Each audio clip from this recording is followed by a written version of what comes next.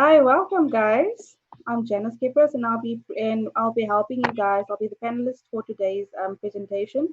We will be talking about information security awareness, POPIA phishing, POPIA and phishing password management, and then later on we'll have the animations for dummies.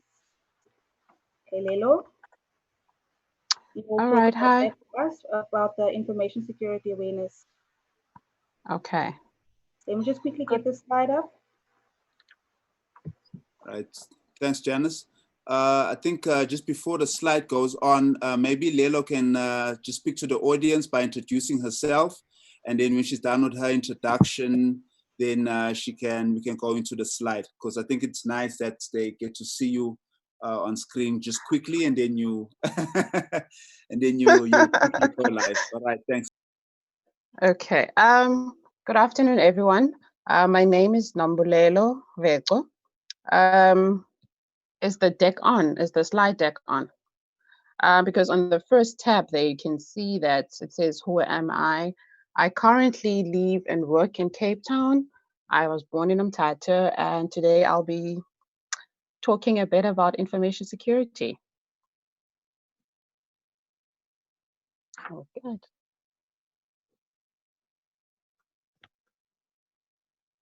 So do I just continue? Yes, just quick one. Janice, could you go full screen for Lelo, please?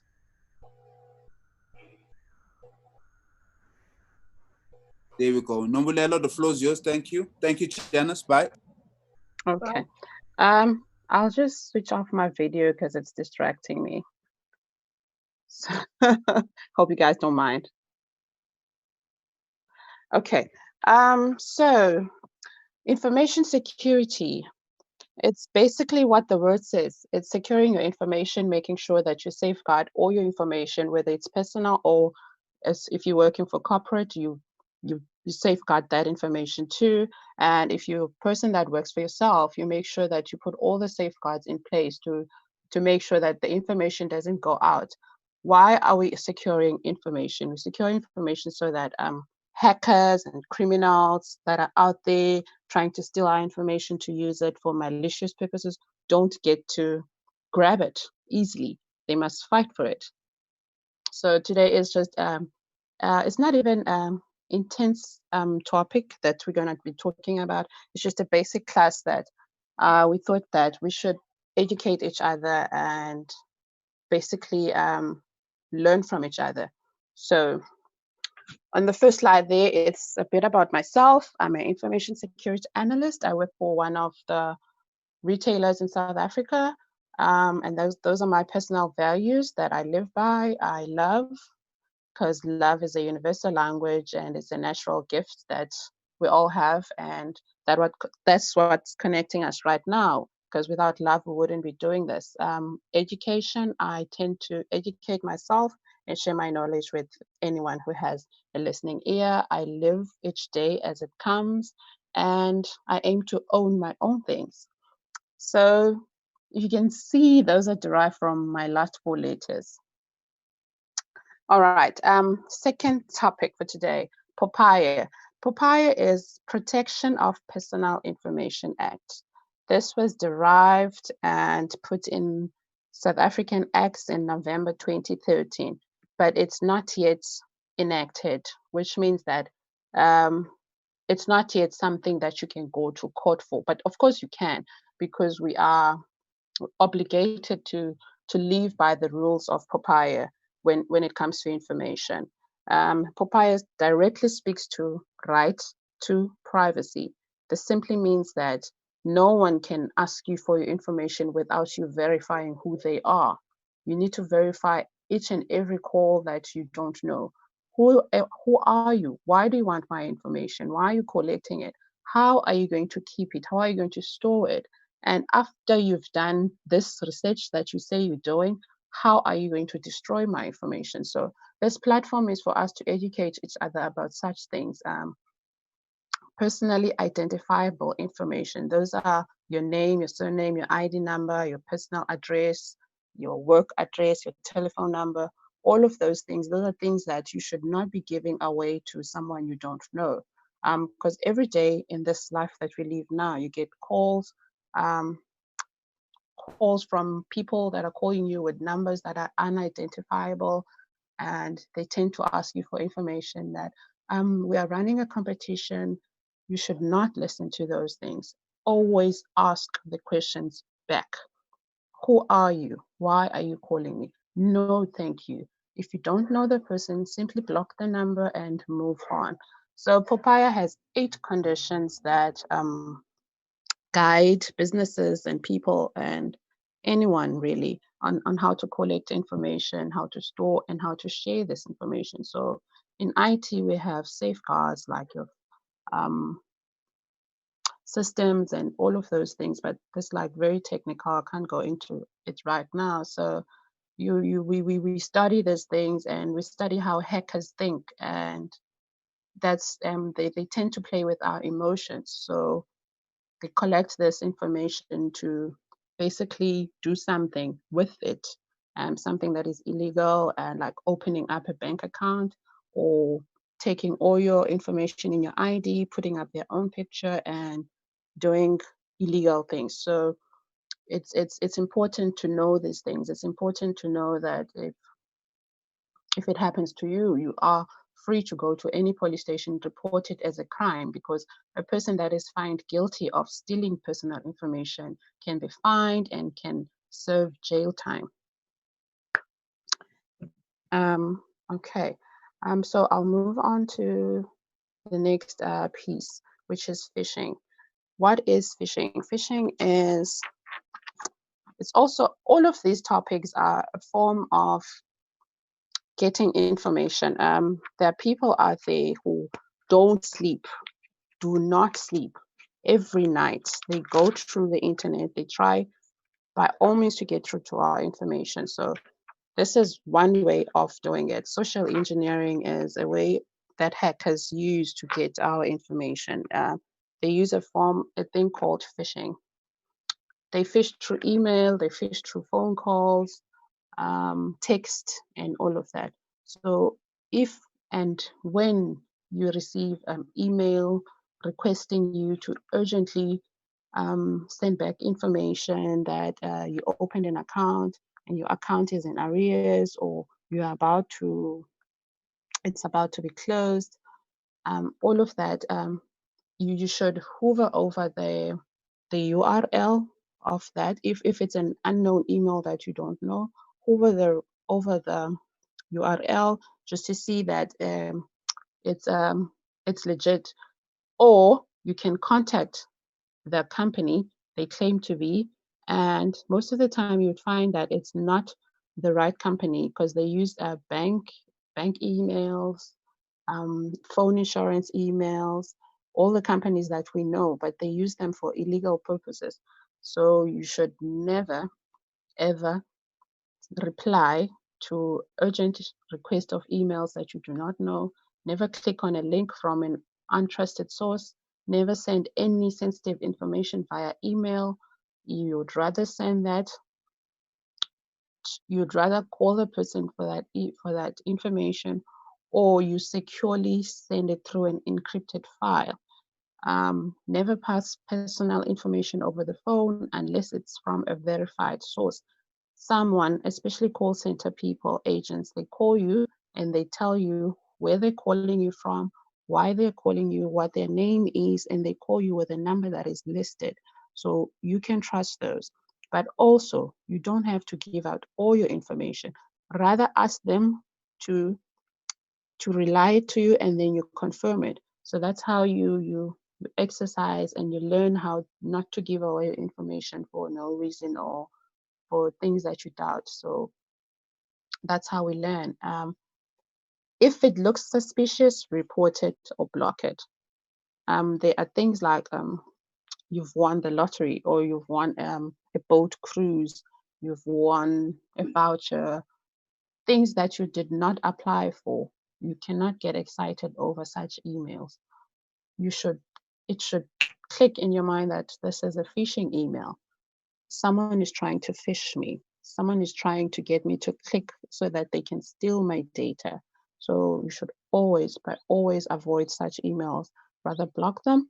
Or if you think, or you were in a position where you applied for something and you think this is them replying to you, contact them separately, either by phone or by email. And if they don't respond, that means it's not them. It's the thieves trying to steal your information. Okay, I'm moving to my last slide, password management. It's a basic class. It's a basic class that is a 1 minute overview. Password management. It's basically how do you manage your password? How do you manage your password? Why is a password important? A password is like a gate to your house. It's like the door to your house. So if you leave it unlocked or you don't secure it properly, there's a good chance that someone might break in and steal important things that belong to you. So it's recommended that you always mix your numeric, your alphabets, and your special characters. I made an example there that it has capital letters, it has alphabets, it has characters, it says I am beautiful 03 with an exclamation mark. So that's a very strong password because it has all of those requirements that a password needs. And it's recommended that you don't use pet names or your favorite color or your granddaughter's name or whatever. It's recommended that you always have strong passwords, because a password is the most weakest link. Every breach that companies face, they all start with a password, a weak password. So you need to always ensure that you have a strong password, and you don't give away your password to anyone. You don't share passwords. You use different passwords for your personal information or your own stuff, your own Gmail accounts and Facebook and all of those things. And you use a different password for work purposes. You don't mix passwords. And it's recommended that you use different passwords for social accounts.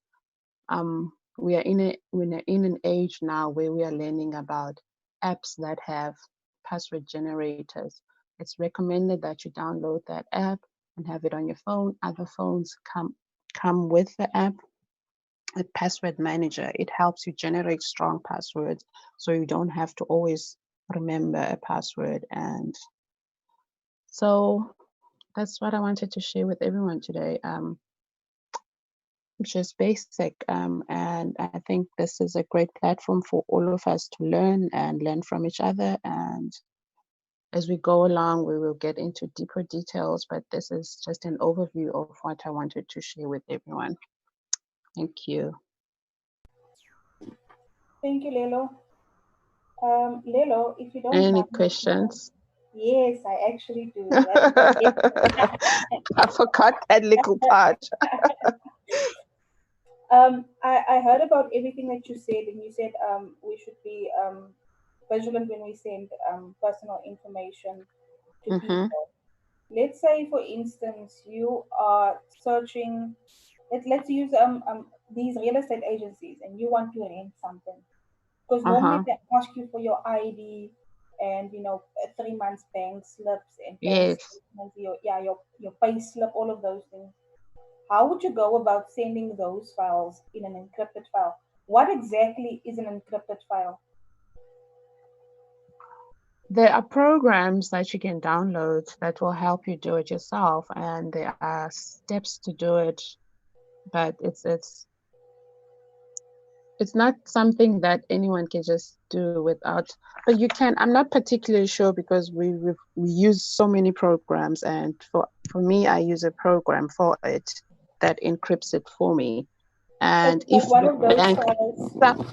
some banks have it for you, and they send you the file that you put all your stuffs in a bucket, sort of like you put all your stuff in a bucket. So you'd have to ask the agent that, do you have a file that I can drop my my stuff in, my information in, rather than you sending it as plain text.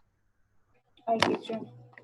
Oh, is it like one of those files where you put in your ID number? Yes, it's like a locked PDF. You can Oh, lock I get you. PDFs, but I get only if you have the program on your phone to do it. But without that program, you can't do it. It's like, when you receive statements from the bank and you unlock it using your ID number, That's Yes. an encrypted file. Only you can open it because your ID number is secret PIN that only is known to you. So you Okay. can ask them that I want to send it like that. Do you have the program to give me so that I drop them in that PDF? I get you. And then what I want to know is, how would you know if a source is reliable, if if it's coming from a legit person? You when you hover over a URL like the www.vodacom.co.za, it tells you, it doesn't change the name. The name that you see on the www dot, it will still be the same name when you hover over the thing. But if it's not, it will change to someone's maybe personal page like nombulelo.com. Then you know that it's definitely not from Vodacom. Okay, because I've heard people saying that the .com They is they they look not so everything. similar. They look so similar. You have to really look. You firstly look at, it's never a Gmail account. Sometimes they even create pages using Gmail accounts, and when you hover over it, then you actually see that this is someone's personal page. It's not a company profile. So you look for silly little things. They make silly little mistakes. So you really have to pay attention to detail when you're looking at the email. Like the email, okay. Mm. But if Even it's an SMS, even SMSs, because they sometimes try by SMSs, and SMSs, they when Vodacom sends you something, a promotion or a message, they have those long numbers, right? Those are registered telephone numbers for companies. And then when someone, a hacker or a criminal, is trying to get your information, they will send you using a cell phone number. Don't bother replying to those. Just block that number, because most of the time it's just them telling you you've won a trip or you've won money, and the only way is to reply or send back your details, send back your banking details. Don't reply, just block the number. okay, I had another question. Let me just think what it was. Oh yeah, I want to know if you now feel that this person, the source is not reliable, and you want to report a person, how Mm-hmm. do you go about that? uh Cybercrime is not yet seen as a crime in South Africa. So you can go to your nearest police station, but if it happens in your work, most organizations, they have where you report these emails to. So in my organization, we send it to a particular team that they look and they block in these messages, and they do that for us. So as for me personally, I would go to a police station because that's the only place you go to. A police station? Mm. Because I personally have been hacked, and with the police, nothing happened. It's just you Yeah, don't know. because cybercrime is not yet seen as a crime in South Africa. It's not yet. I don't know why not, because there are legislations that guides that there is a crime that happens in the cyber internet, but it's not yet seen as a crime. So I get yeah, it's a so bit of a those are things that people that make the laws, and then they have to fight for. They have to fight for these crimes, that these are crimes that need to be recognized by government, that they are real, they are happening every day. How do we go about it? But there's that one. Who's the guy that stole millions of money? Did they steal them from Telcom, or I'm not sure the name, but he finally got jail sentence. So slowly, it's becoming a reality. So it's going to be a message to all the other cyber criminals out there that cybercrime is a crime. you can actually hack a bank. Yes. I don't know who they hacked. This guy was hacking. I read this last week. I'm not so sure about his name, but he hacked for years. For about 8 years, he was working in IT, and he was hacking his own company for little monies up until someone picked it up, and now he's serving jail time. I also heard about a similar thing. The guy was hacking. I think like with an ABSA bank. I think it was ABSA. The Mm. person was, I don't know if it falls under the same thing. The person was working for the bank. Somehow they knew the system, and they managed to steal 1 rand from each and every client at the bank. It's happening. There are so many stories like that. So these things Yeah, actually happen in South Africa, they do. whereby you get banks that have been robbed via via the internet. Yes, they do. They do, and it's mostly an insider person. Sometimes an inside person who knows the system very well and knows how much to steal every day or every week or when to do it and all of that. So it's mostly someone who is working inside. Okay, is there any questions from Ali's side? I just wanted to know, is it also possible to become an ethical hacker? It's very possible. Do you There know of are any three. groups in South Africa? There are. I work with two guys who are just completed their ethical hacker, but they have been doing it with other certificate. There are three types of hackers, right? It's a white hacker, which is the good guy, a gray hacker, and a black hacker, a black hat. Can They're you all explain known with what hats. it means? Um, a Can white you explain the hacker word? is Explain the mhm, word ethical hacker. it explains itself. Like you like basically it's a person that it's It's his a job white. hacking. Yes, yes. It's Okay. his job. He is this his duties. He performs that every day for a company. So an Okay. ethical hacker works for a company or himself, and then he does what black hats do. Like a black hacker is a criminal hacker.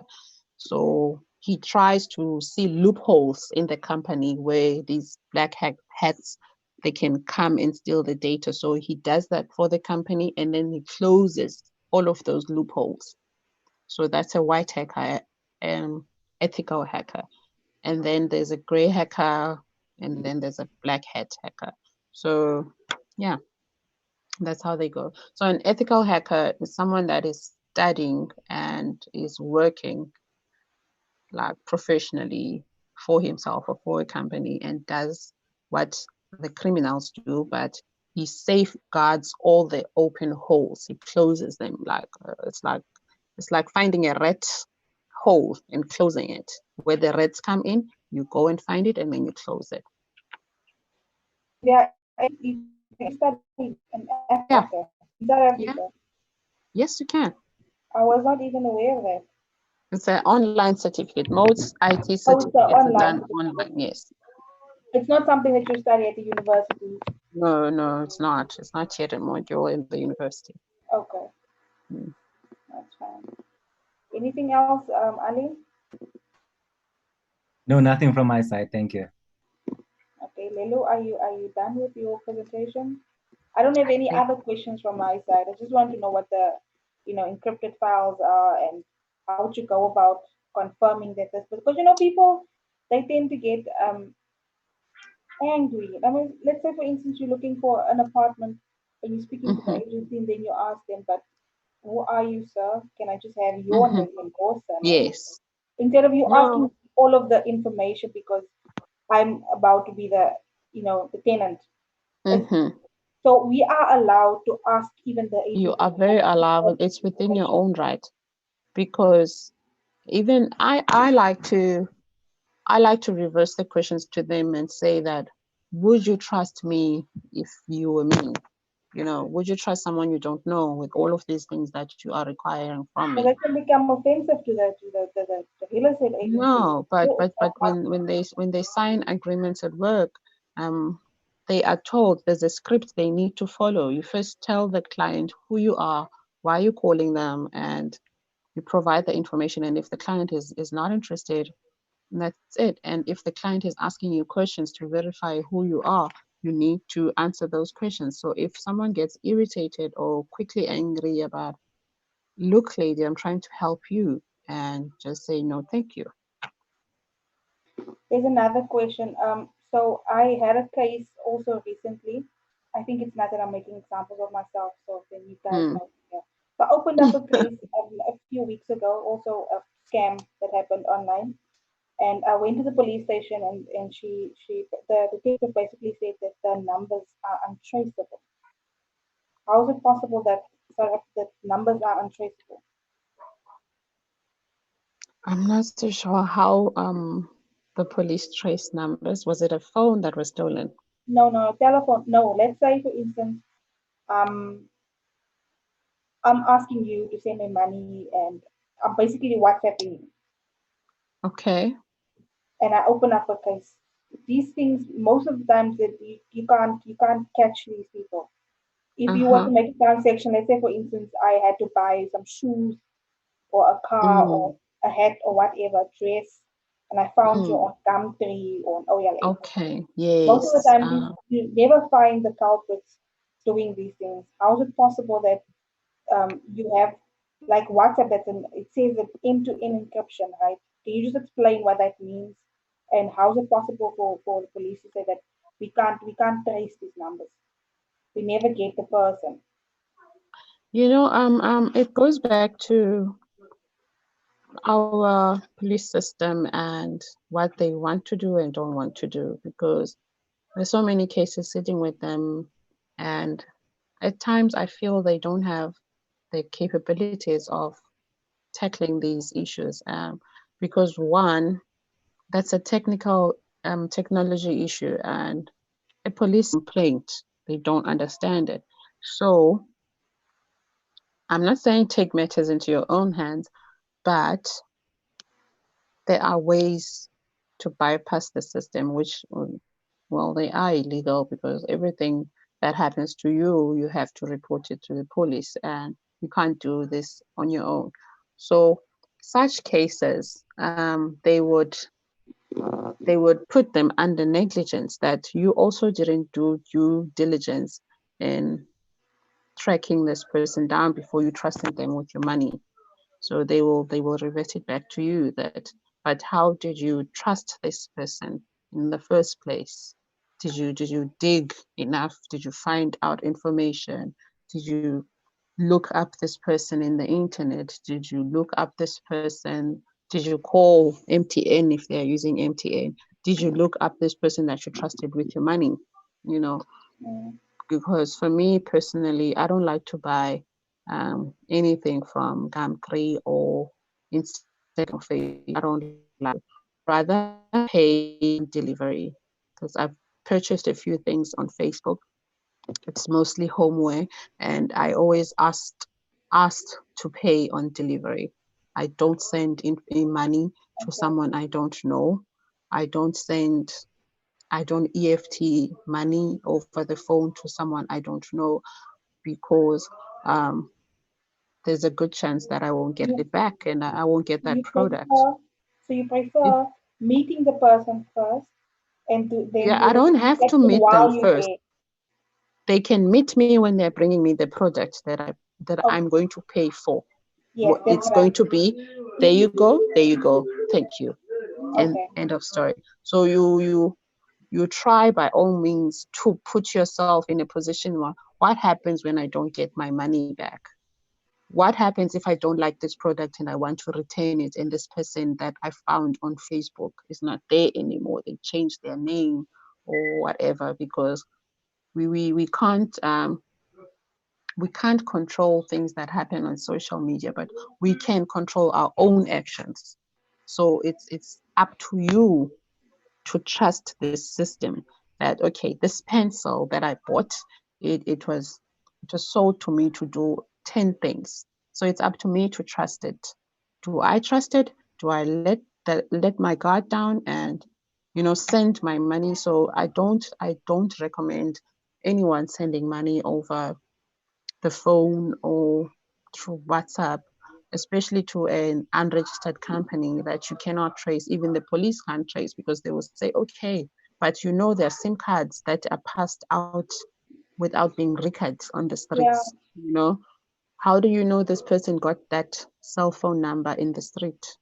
So it's up to you to ask all these questions. Ask yourself these questions like, do I have to trust this? Do I have to buy this mug from this person? Can't I go buy a mug at Pep or Pick and Pay? You know, so it starts with you. Security starts with you. You secure your own information. No one's going to secure it for you. So start with yourself.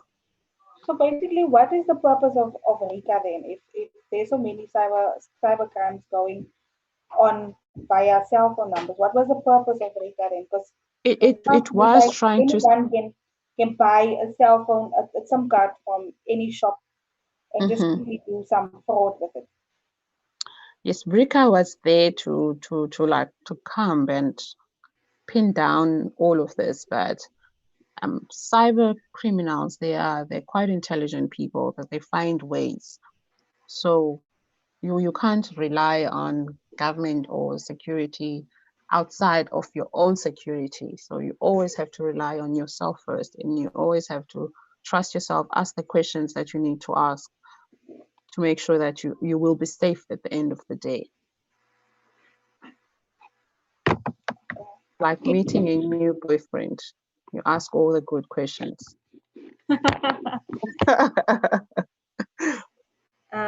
Ali, any questions from your side? No, nothing from at the moment. Lelo, is it true Hello. that the .com besides gmail.com, any other website that ends with a .com? Can we assume that that's an unreliable source or that it's not from South African source? No, you can't assume that. You can't assume that because anyone can create a website. You can register a domain name. You can pay for it. Anyone can do that. You can also do that. There are so many bloggers that buy domain names and all of that stuff.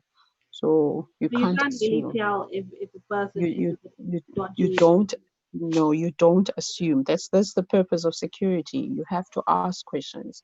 You have to ask yourself questions like, if something smells fishy, then there's definitely something that you still need to investigate.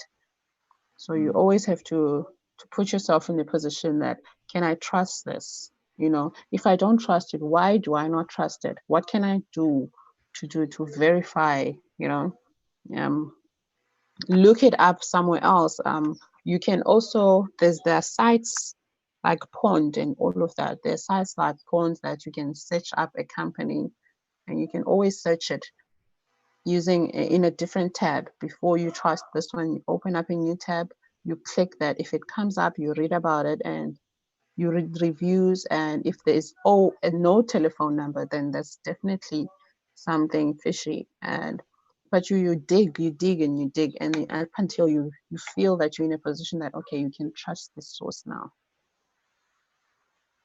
So basically, the only way, if you suspect something is happening or if you've been hacked, the only way to basically open a case is to go to the police, which will eventually tell you that we never find the culprits. We've had many cases. Not always, not all the Is it time. like a different way how you can trace this person?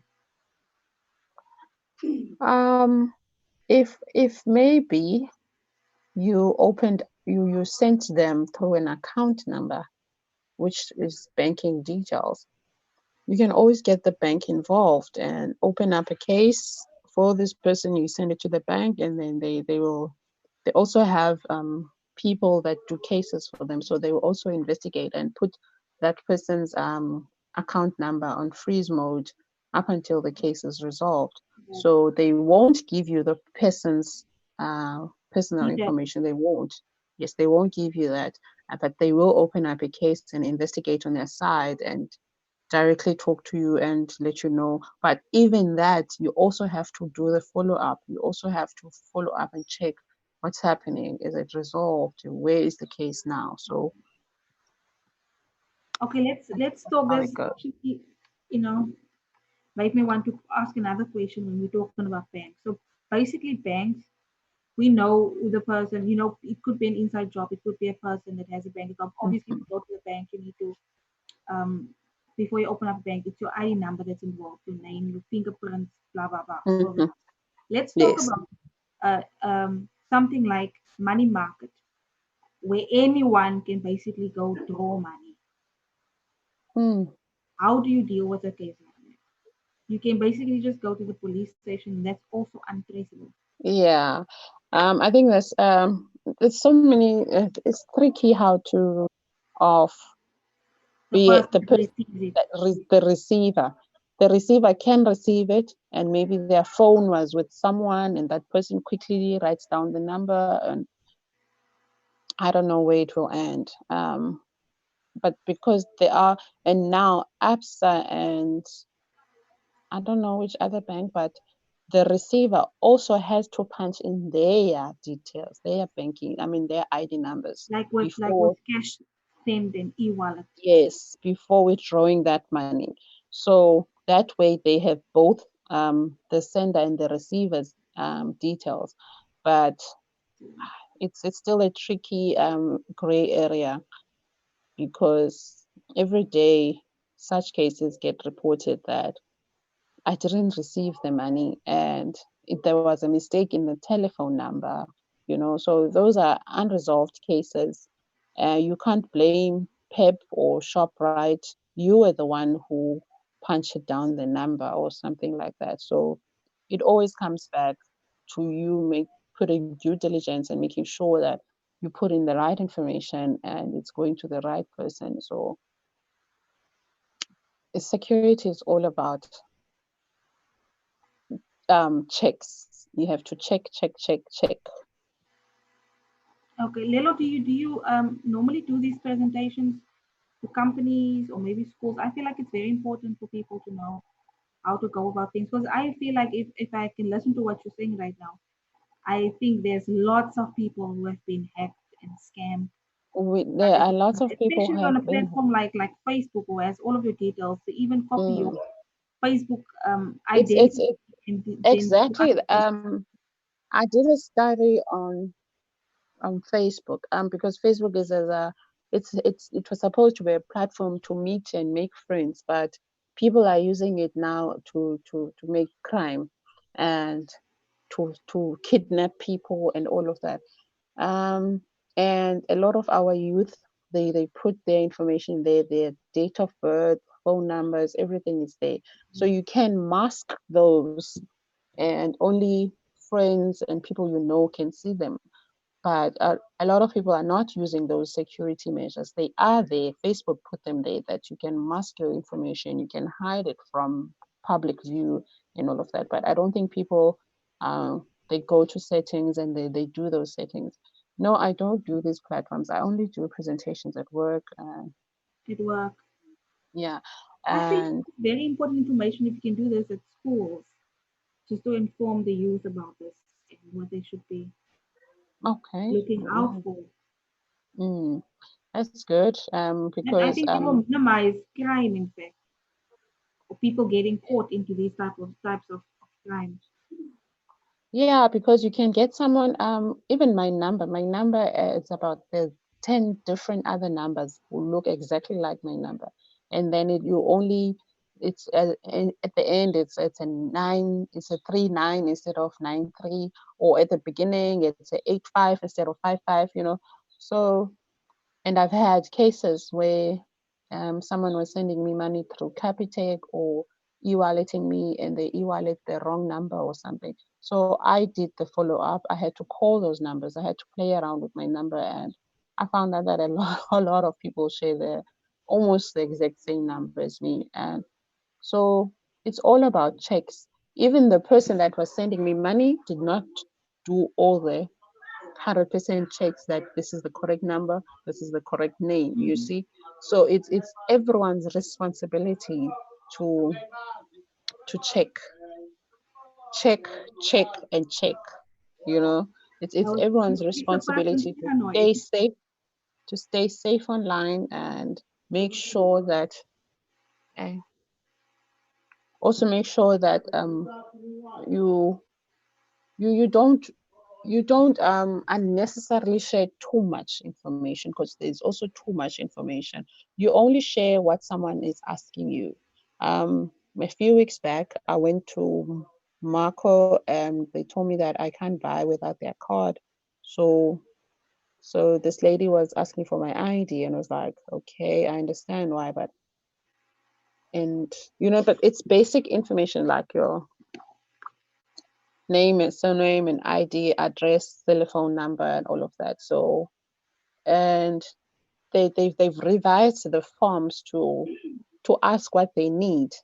They don't ask you for your husband's telephone number or your mother's, next of kin. So when someone is asking you for too much information, you have a right to say, I don't feel the need to, when you're getting into a building, and there's a form you sign there. It says name, surname, ID, phone number. I don't sign my ID and phone number.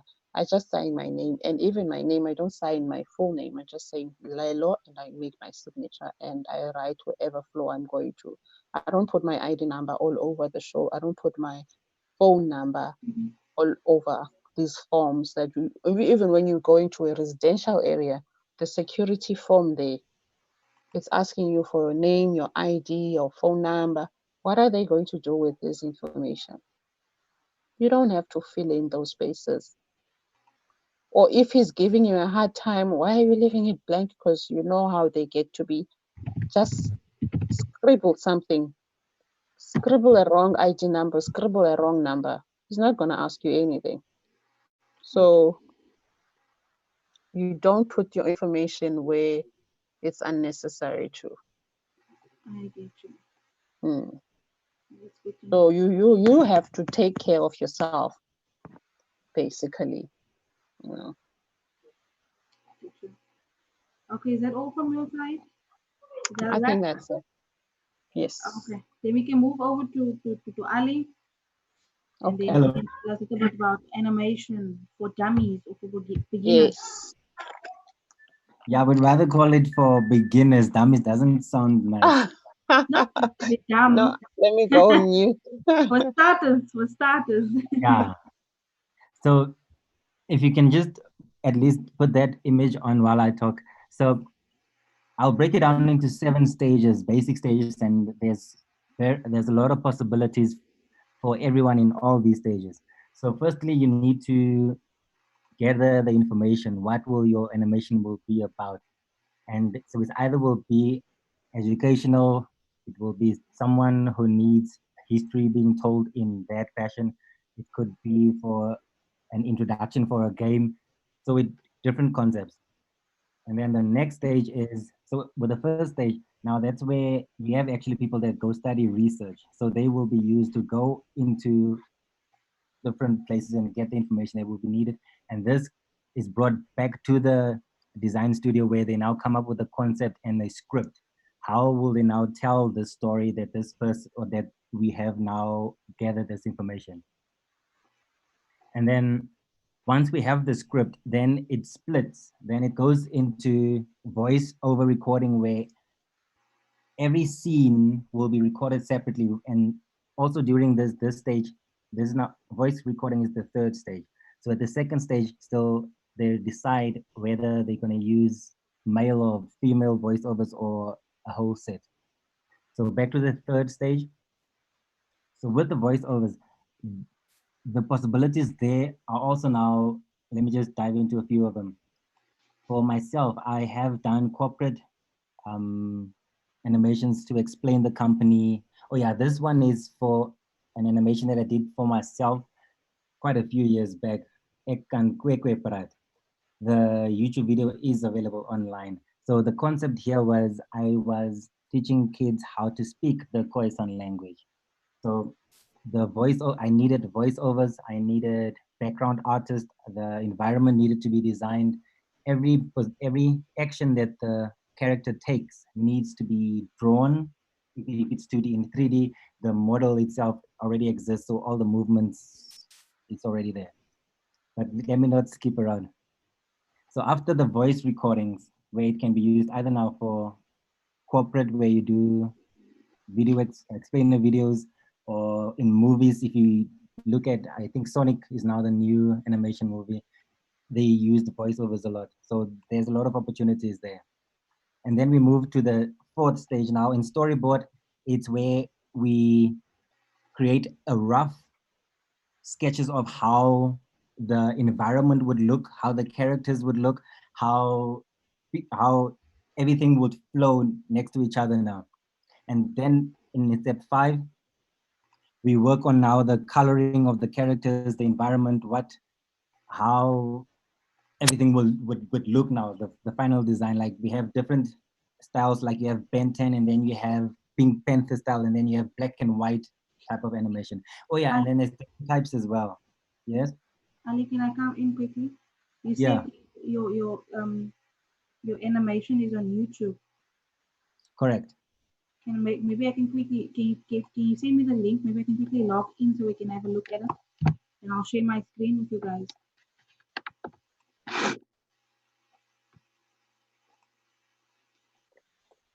There it is.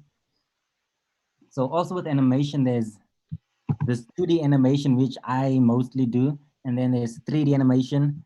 And then there's stop animation, which is what they mostly use with when they do clay. With clay, like what is this?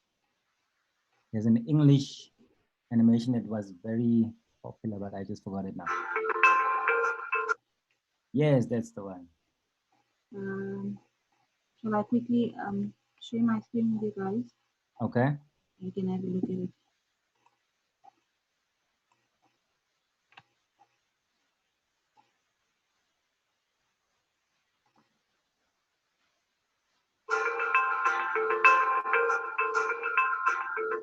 Can you guys see? Yeah. Kijk, Jelle, mijn naam is Pbict. Vandaag weer ons klanken van ons quickwear album.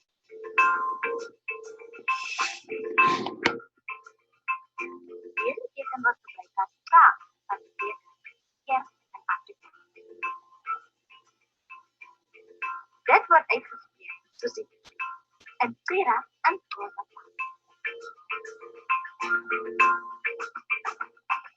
En nou kan julle saam met my die klanke herhaal. K, k, k, k, k, k. Okay. Yeah. So this was very basic because I did it by myself. I didn't have a whole crew. Even the people that, if you can scroll to the beginning, it was just actually just 2 people working on it, myself and the lady helping me with the voiceovers. So the other people on the list, I just added it there so that it looked like I had a team to work with. If we can move back to the other slide, please. This one. Yeah. So even I did the sound, and Jose, I worked with him at the church where we did a lot of the creative work. So I just added them also that it looks like I had a team. But the possibilities with animation is really big. With a proper budget and a big team, then you can do a very, very good movie like Simba, or was it about Lion King? So that is what I'm working on getting now. So hopefully after this lockdown, once I submit some of my forms, I can get enough funding so we can work on our own version of what happened in South Africa by ourselves instead of Disney telling our stories. So back to my steps here. I'm on step 5. No, back to step 6 now. Yeah. So from the storyboard, remember that was only now how the characters would stand and which positions they would stand in the frame. So now in animation, they actually get to move into the frames if doors need to be closed, if birds need to fly by, if anything needs to move, all of that happens now, and all the voiceovers that was recorded needs to be synced now with the characters. And then the second final step is then bringing all this together with some background music, having some ambient sound in the back. If you're in the park, if you're in a factory, some of that noise is in the background. And then finally in editing, you get to cut now all the unnecessary pieces off and make sure that your coloring is correct. And yeah, then you have an animation done. That's the very basic of it. Cool. But in which programs would you do something like this? There are actually a few. There's Toon Boom. You can also do it in After Effects. But then I used an online software called, no, but that one is only for, um, yeah, Toon Boom is the animation software to use. Toon Boom. Toon Boom is for the animation, but then you can use Illustrator to create your character and Photoshop to help give it more life, give it more volume. And then all the animations happen now in the animation software. In this case, it's Toon Boom or After Effects if you know how to use it very well. After Effects. Okay. Yeah. So for someone that does not that doesn't study graphic design, does not know, how to use Photoshop and After Effects and Illustrator, is it possible for a person like this to just, go and copy a picture of Dora the Explorer or Ben 10 or Yes. Barbie, Yes. That's just paste it exactly. onto Toon Boom as a character? Yes, this is possible. So you online, you already have a few other designers who have created characters, others have created backgrounds. So you then, as the creator of this new concept that you want to test out, or you have a client that needs something, then you, if you can't draw yourself, then you can buy these resources online. Then you can just tweak them a bit, maybe the same hair color or eye color, and then you can use that in your animation. So So if you you can totally, basically buy your own character and then correct, personalize it, and buy correct. your own background and then personalize your background. Yeah. So either if you don't know how to create it yourself, then you can buy it online, correct? Okay, so you get basically everything online. Let's say, for instance, I want to have a fish Yeah. that's going into a grocery store. So it's Yeah. possible for me to buy the fish Yes. online and then also Yes. buy a similar effect to a grocery store. Yes. Yes. Yes. Because what they would do is when you go to a specific site, they will have different options of the fish. You will have a goldfish, you could have a shark, any, and then you, with the grocery line, they'll give you options and then you choose which ones you want, which angles you want. And then you, on your animation software, you compile then your fish layer in front of the grocery in the background. And then you just make the fish move and then pick up something to eat, and then it moves past your scene. Then you Oh, have a very simple animation. But um, everything is possible. But the most important thing for anyone who wants to get into this is he has to be very creative, because most of, to school, and then after school, there's a few things that you haven't learned in school that you need to figure out by yourself. most Doing definitely, what by animation. the time you, sorry, by the time you finish school, most of the applications would have changed or would have been updated.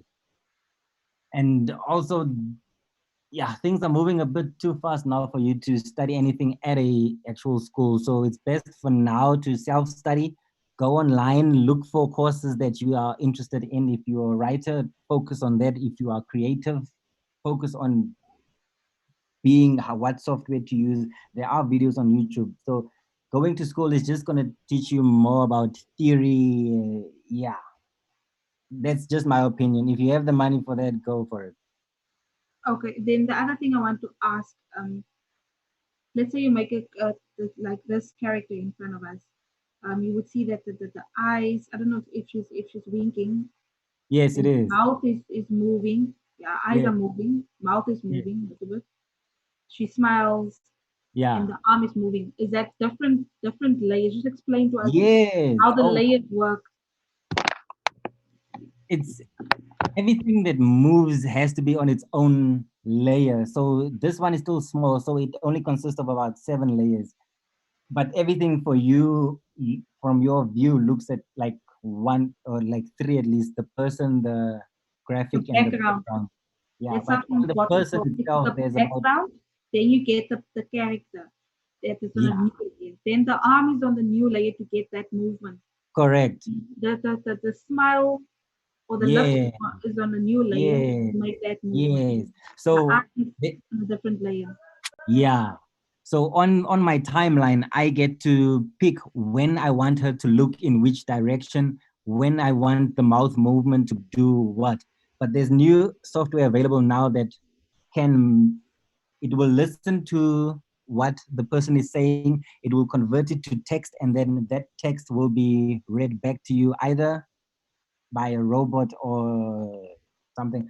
But then there's new software available now. Back then I had to do it myself. But then can you in this new software, can you basically like type whatever you want the character to say, and then it will automatically. You have about 8 main um, mouth looks that you have. So it's the O, the P, the Q. So all of those have a specific way how the mouth looks. So all of that, you compile it into one system, and then the software, as it reads, it will look, and you also need to name them correctly. So it would look for, say the sentence is, the cat jumps over the moon. It would look for the mouth shape for that sentence, and it will put it there for you by itself, so you as the user don't have to do it. Let's go quickly back. Go back because I see that the technology has been very advanced. Back in the days when they started with the whole Walt Disney characters, they had to do it by like a On paper. flip book.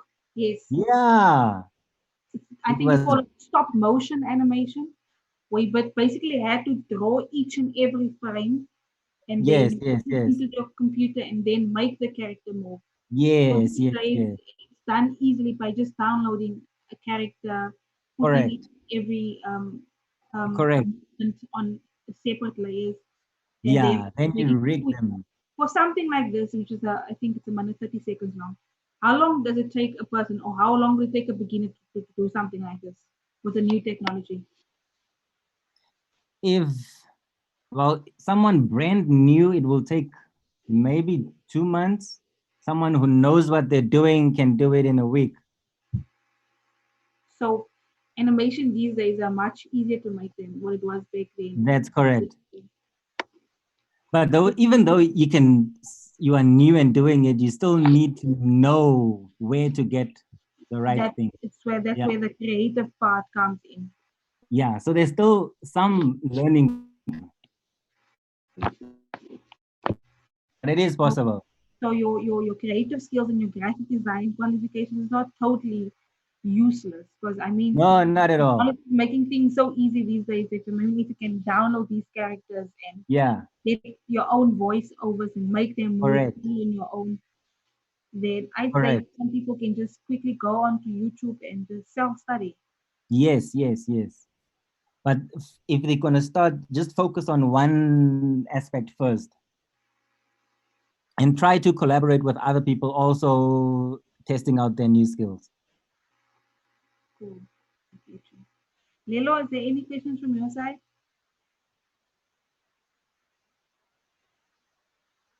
I kind of wrote them in the chat also. I just want to know where does one start when they want to do voiceovers, like or extra work or sidekick, or someone who wants to do it professionally as their main job?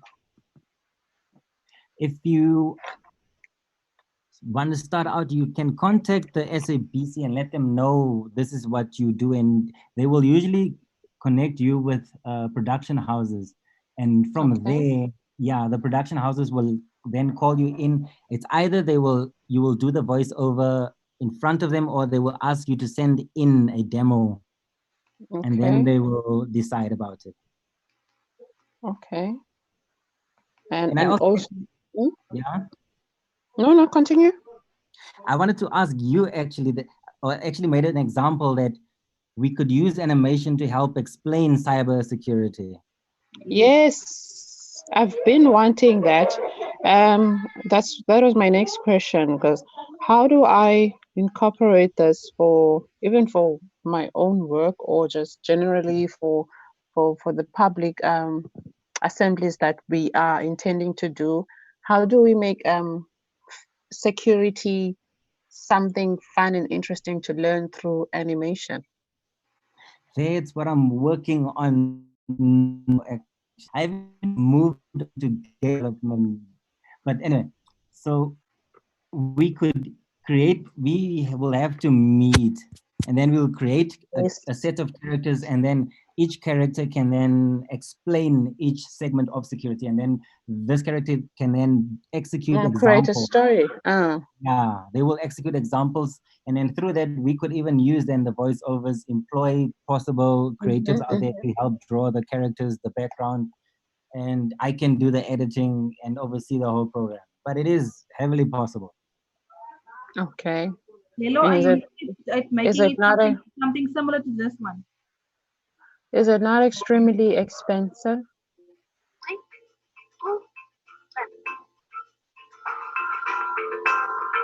Prachtig. Wacht zeker, ons kan hier weer volgende keer. Kijk, say today. Please stop it there. Yeah, thank you. You can switch back to other screen. I didn't want you to see the end. Oh, okay.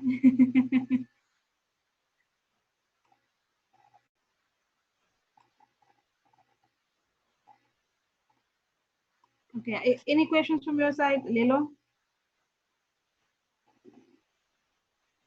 I only heard about those two questions, and also I saw the YouTube that we can also go to learn more stuff.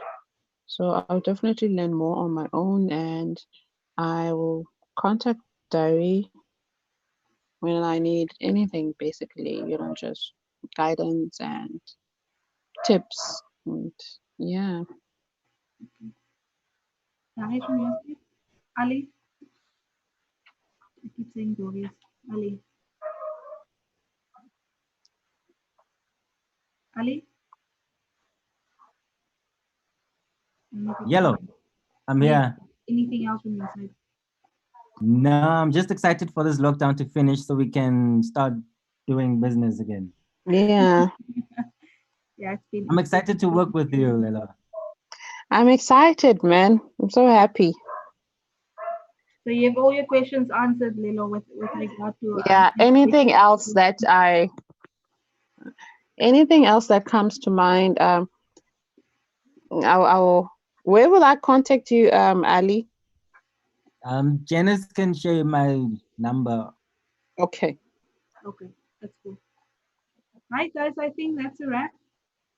All Thank you. right. We have maybe next time we can do a follow up on the animation again. Maybe just a step by step. Ali, if you're up for it, and invite a few more people to just improve, because this is our first session. Even for the women in PBICT, this is our first webinar that we're having. And we're actually preparing for Women's Month. I thought they were going to. Say again. I thought there were going to be more people. I thought that as well. But Okay. so that because we're recording this session, Okay. we'll share it, and then after this we'll just improve on our presentation skills. It's nice prepping time for Women's Month. Okay. All right. We can also form part of it, especially with the whole animation thing, because I think it's rather interesting on how you can make That's quite cool. animation. I don't know, Dennis, are you still there? Yes, I am. No, Dennis, it's a role. Hi, Janice, how you doing? Good, and you? Awesome. I think we're done for the day. Is it? Okay, That's no, right. that's lovely. Yeah, Adi, thank you very much for the insight. I've been following the conversation. Lelo, thank you very much also for the insight. Very informative. Funny enough, I was, and I'm always checking online. I've seen ethical hacking certificates. I just forget the institutes. So yeah, it's very, very interesting. Yeah, Yes, they're and different.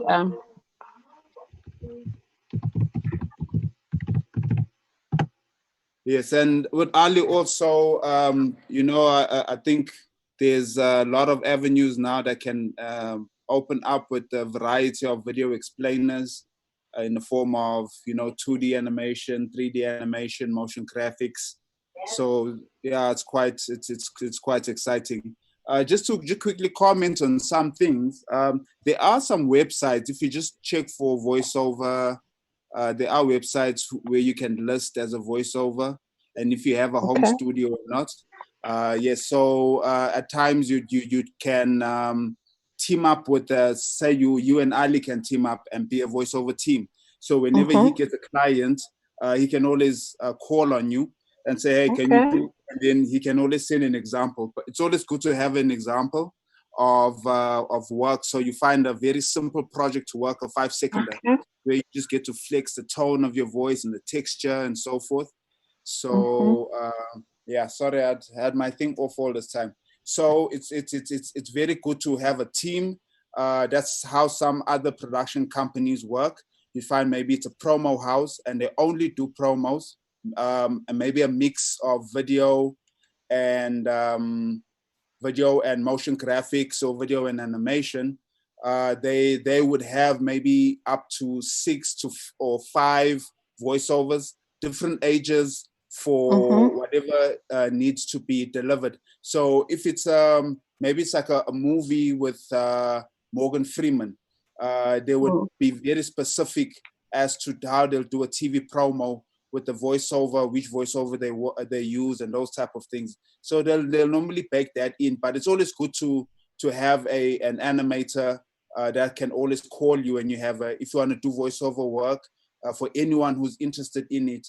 It's good to invest in a studio if you think you have a great radio voice, because normally people who would be really great on radio, who sound like a radio presenter, they have a higher chance of being able to, you know.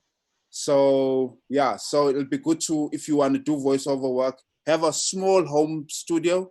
I'm sure you can get something if you build it over time. But there's also it's called a studio in a box that you can get for roughly 7,000. I think it's a worthwhile investment if you want to do career. Yeah, I mean, we've had experiences where promos were done for, say, Africa Magic.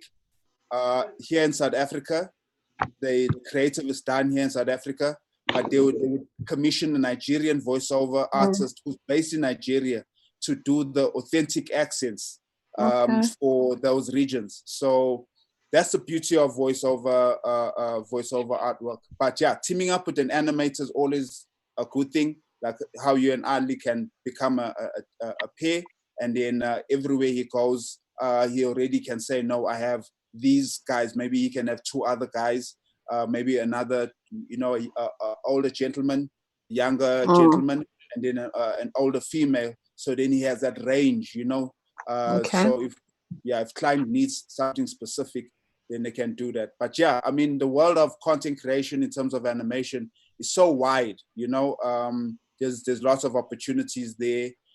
Even the way you build your team eventually, that can be influenced by just the way you want to work, and also on the client brief too at the same time. So you can assemble just people who are just animators, who can rig animations, and then those who are illustrators who can build, and then you find someone like Ali would then be a creative director, or he'll just supervise the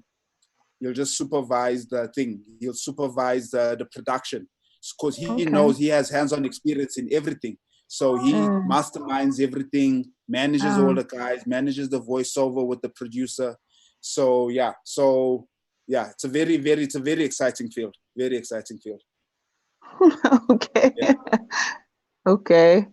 No, I've been getting a lot of comments about when I make voice notes, and someone would ask me, do you sound like someone who's on radio? And I'm like, radio? No.